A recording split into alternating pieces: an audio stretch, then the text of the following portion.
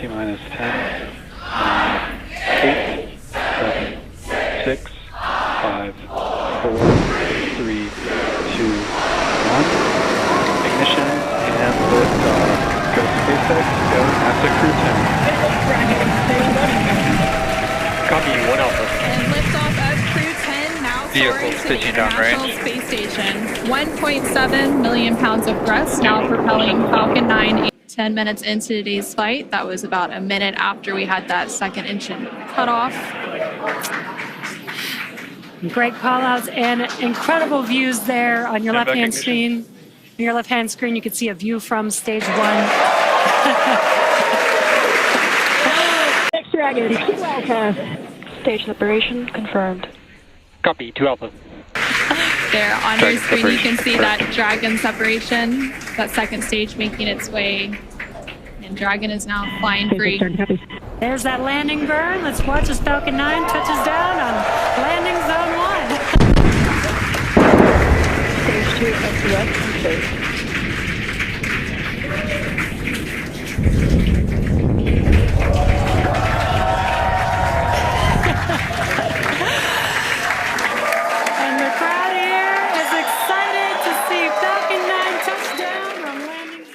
Ladies and gentlemen, we have camp landed. The Dragon capsule has made it safely. I thought that'd be pretty funny to do because we're going to be installing some new landing pads on the Dragon capsule here, or the Tab 320S. Alright, we're going to do this install right here at camp so you all can see it. There's probably 100,000 videos about the SnapPad. I did have a couple viewers really suggest that I absolutely need a set of these SnapPads for the stabilizer jacks on this tab. Now, I knew they were out and they seemed like a really great idea, but I was just kind of lagging on a purchase. And a couple of viewers out there gave me the final nudge, and with all your help watching, this channel pulled just enough money to pick up the tab to put these SnapPads on the tab. So I really appreciate that.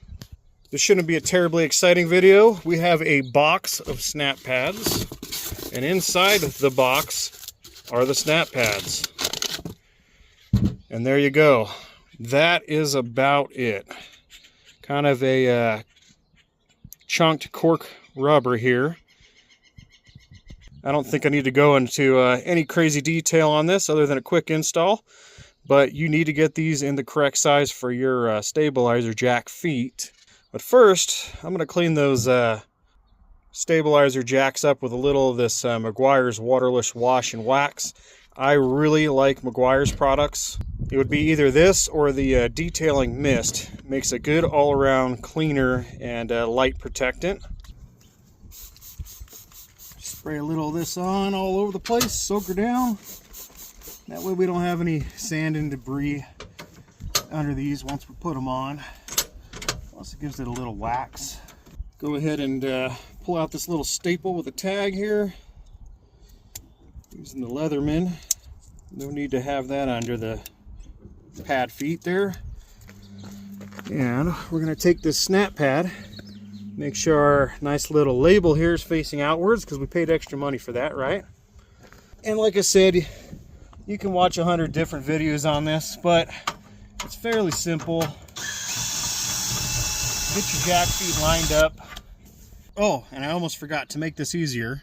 You could probably get these to slide in by using soapy water. I'm just going to use a little of my waterless wash here with wax.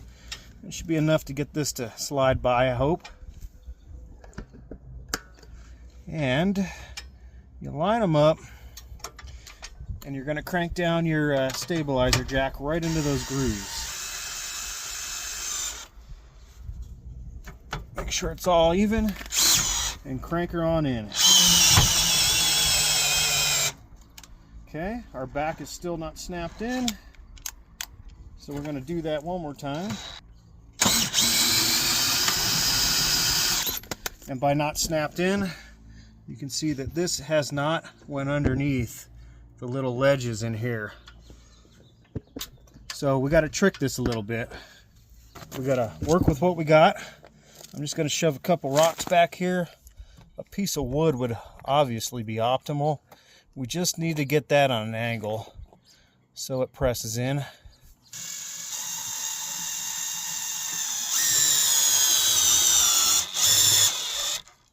Almost there.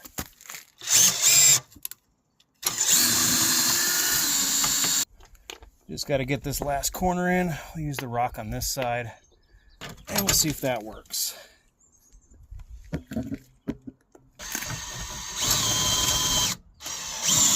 There it goes. Everything's in set, snug as a bug in a rug. So I want to check our fitment as it comes up too. And everything is good to go. Very cool. All right, now we got 3 others to go. So nothing too complicated when it comes to those things. That should make setup and breakdown a lot quicker on a level surface anyway. I'm still going to bring my little plastic Lego blocks that go under there, because if this trailer is angled and whatnot, I don't want to overextend my stabilizers.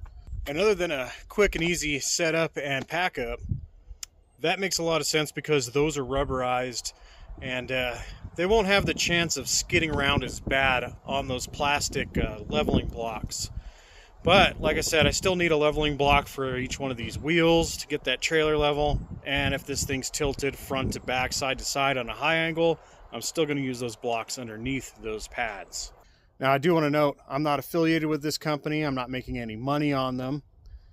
Although they did send me an affiliate link to use, but I'm not going to use that until I test these things out for a little while. I hate recommending things and it not being good. That's my word on the line on that one. So I'll let you know in a couple weeks how they hold up, if they fall off, and how they do, especially out in the desert where things get hot and start to dry out. And a quick update here of why I don't like to fully recommend things or put up links all the time is I like to test things before I give an okay on them. This is actually the second doe honest backup camera. My first one lasted about a year and 2 months, and it crapped out on me a couple trips ago. I was on some really rough washboard, and things were really shaking about and everything else, and it was starting to glitch a lot. So I'm not quite sure what happened with the first one. I took them apart. The build seems okay, or at least I took both screen and the camera apart to a point where I could take a look at them. And it seemed fine, but I couldn't figure it out. I couldn't get this to link with the actual camera. So I went out and ordered a whole new one. They're only $100. I know it's $100, but you get what you pay for. Now, up until that thing crapped out on me, still, that was what, 14 months of use. Maybe a little wire somewhere inside or something came loose in there from all that rattling on that dirt washboard road I was on that last desert trip. But I figured, it's $100. I'll buy another one, see how this does. They're a little glitchy anyway, but for the price, they work out really good. So I'm still not 100% on this thing. Buy your own risk. If you think you're going to be on some super rough stuff or something like that, maybe shut it off or pull it off the back of your trailer or something, or maybe even the screen crapped out shaking on the dash. So we'll see how this one works out. Now, if this one craps out, then I will actually be forced to buy a really good one, which is a lot of money. Some of those are running like $400, $500, $800 or something. So a couple $100 in for two isn't too bad. I usually buy once, cry once, but at that price rate, I figured, what the heck. Plus, this little thing's so versatile, being magnetic, and you don't have to plug it into anything or wire it in. I don't even know if some of the good ones have battery packs on them. I think you have to hardwire them still, and I really didn't want to do that. Well, I hope that was some helpful info for some of you out there. Like I said, there's a million of these videos about SnapPads, how to put them on, nothing too crazy. But I figured it'd be kind of cool because they are on a tab, and I haven't seen them put on a tab yet. And to those of you out there that kept nudging me to get a set of these SnapPads, thank you. I hope they work out. That's going to be pretty cool and a lot quicker and easier to set up this trailer. We'll see how they do in the long run. And as far as that backup camera goes, I hope that update helps some of you out. I try to be honest as I can if I'm going to review a product. especially if something goes wrong with it. I'd like everybody to know. There is a possibility there could be something defective. Most likely not. This new camera is just fine, so we'll see how long it lasts. Alright, well, I need to make some lunch. Then I'm going to chill out and edit this video and load it up right now so I can make the actual camping portion of this video and get that loaded up by hopefully Tuesday night. See you guys then.